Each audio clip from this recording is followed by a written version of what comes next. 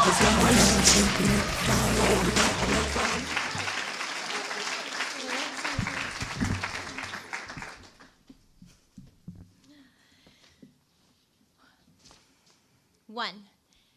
in my family, we don't really talk about the past. That's probably why it's so hard to be in the present. What I do know is in bits and pieces. There was a boat.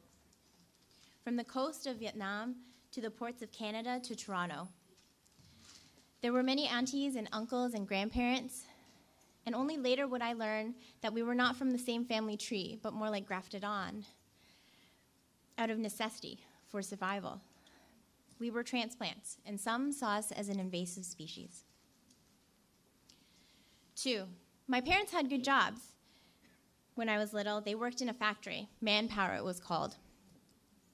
It never really came up what they were making, building, working on. All that mattered was that they both had really good jobs and allowed them to save up for a house. 3, I remember moving up from the projects to middle class. One of the first days we were there, a tall man came over with his daughter to say hi, to welcome us to the neighborhood. My dad stood at the end of the driveway. I stood behind him cowering, just hoping I wouldn't have to say anything. Hi, I'm Wolfie, the man said. This is my daughter, Sharon. I couldn't understand the English, but I understood enough that this is what he wanted us to call himself and his daughter. Ho, my dad gestured to himself. And I wondered, why is my dad calling himself Ho? My mom calls him Wall. Sharon had long blonde hair tied into a high ponytail. We would become best friends, but we were always different.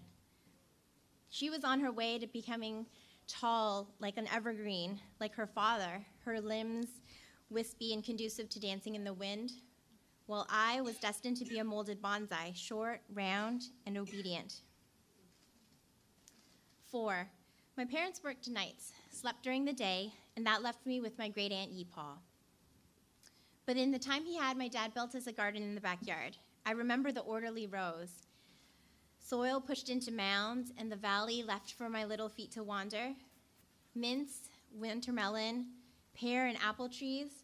For years, we would grow food in the backyard, swap with our Italian neighbor, our Chinese greens for his cherries. Greens in the summer, apples in the fall, and nothing in the winter except chores to make sure the garden would be ready the next year. Every year we grew.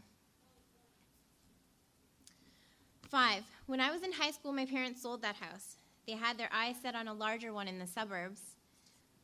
It had been almost 10 years since they left the factory and opened their own food business. 8-hour shifts became 12, 14-hour days. It brought them more autonomy, but I no longer saw them at home. They had less time for me and for the garden. For them, it meant that they were doing everything right, that if they worked hard, they could have it all. My parents felt proud. I felt abandoned.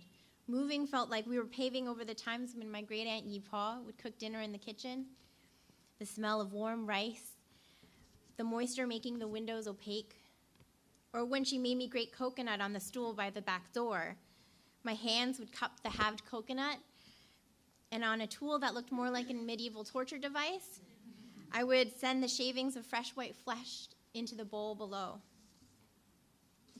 And when we moved, I felt the hardness grow in my stomach, its edges rough like a pine cone. I heard a while back that there are some pine cones that only let out their seeds under the most extreme conditions, like a forest fire, so that when the ground is blackened with ash and the canopy has opened up to the sky, the pine cone will finally burst, its seeds settling in the still warm soil.